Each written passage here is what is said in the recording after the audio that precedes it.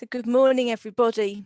When news broke of the successful Pfizer vaccine against COVID-19, I wept. Once again, it seemed humanity's ability to triumph over nature and to master it, letting us gain control of it, rather than it controlling us, was going to help restore our freedom.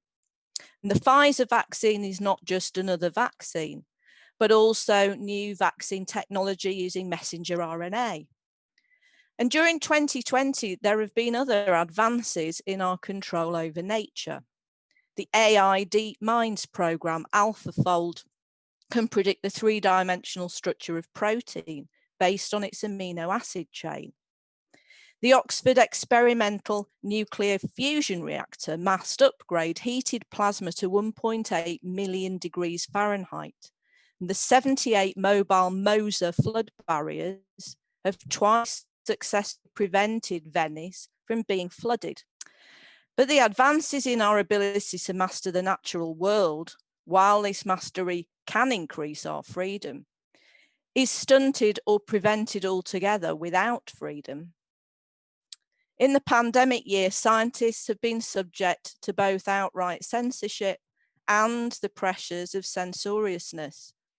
An article on the Danish study of the effectiveness of masks by Carl Hennigan and Tom Jefferson of the Centre for Evidence-Based Medicine was censored by Facebook's so-called fact checkers.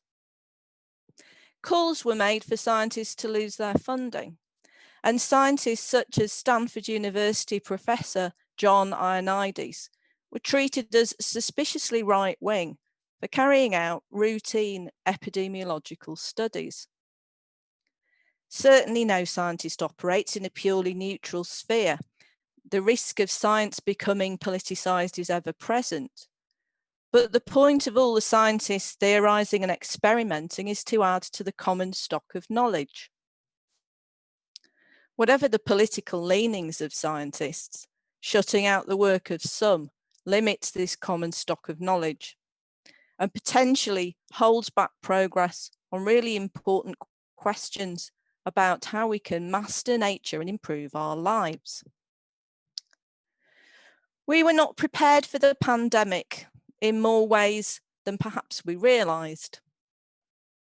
Rather than debate the challenges and uncertainty before us, the strong impulse towards conformity and shutting down speech we don't like to hear that's already thriving in our society was given a boost by the fearful, the disoriented and the socially fragmented, not least those in our political institutions.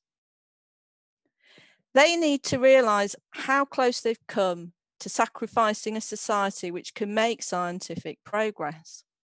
One where commitment to free speech underpins education, imaginative speculation, and freedom of association. Science can't thrive without such a situation, and nor can public scrutiny of scientific endeavours. Reasoning to make progress in science depends also on the widespread use of reasoning in public life, which makes us more resilient to crises, such as a pandemic.